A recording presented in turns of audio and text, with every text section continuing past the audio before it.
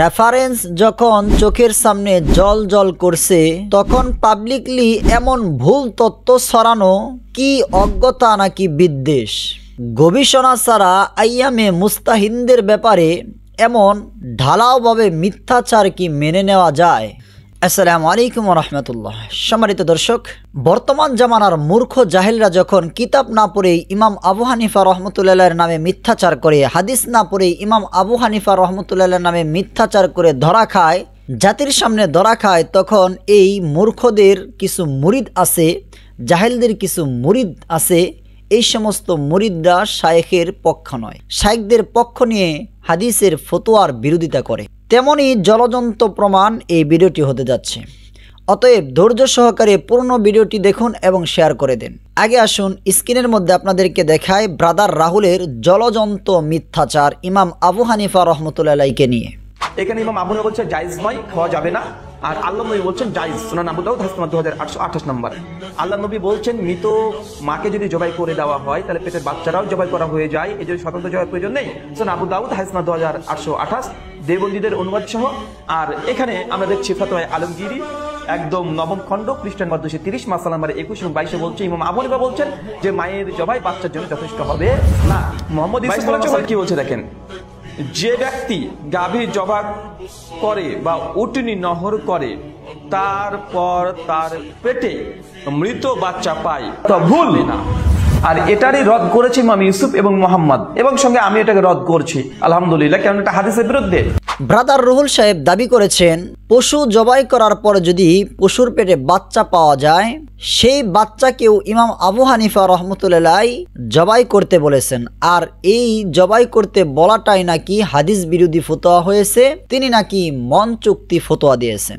নাউজুবিল্লাহ, এমনই এক দাবি ব্রাদার রুহুল সাহেব করলেন। সম্মানিত দর্শক, এখানে ব্রাদার রাহুলও একটা মিথ্যুক মিথ্যাচারিতা করেছে।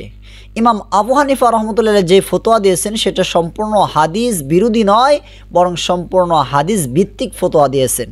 আর ব্রাদার যে দাবি করেছে সেটা মন গড়া অযুত হাদিস বিরোধী। তিরমিজি শরীফের 1503 নং হাদিসের বর্ণনা এসেছে, রাসূল সাল্লাল্লাহু আলাইহি ওয়াসাল্লাম স্পষ্ট ভাষায় বলেছেন বাচ্চাটিকেও মায়ের সাথে জবাই করতে হবে। ইমাম তিরমিজি রহমতুল্লাহ এই হাদিসটিকে হাসান সহিহ বলেছেন। তাহলে এই হাদিসের মাধ্যমে বোঝা যায় ইমাম আবু হানিফা রহমতুল্লাহ যে ফতোয়া দিয়েছেন এটা হাদিস ভিত্তিক ফতোয়া দিয়েছেন, আর ব্রাদার দাবি করলো যে এটা হাদিস ভিত্তিক নয়, বরং এই ফতোয়া তিনি হাদিস বিরোধী ফতোয়া দিয়েছেন। নাউজুবিল্লাহ। সম্মানিত দর্শক, সম্পূর্ণ মিথ্যা অপবাদ এই ব্রাদার রাহুল ইমাম আবু হানিফা রহমতুল্লাহর নামে করলে। হাদিস বলেছে জবাই করো, ফিকে হানাফিও বলেছে জবাই করো, তাহলে ব্রাদার রাহুল এই মিথ্যা অপবাদ কোথা থেকে পেলেন? কিতাব না পড়েই কি শায়েখ হওয়া যায়?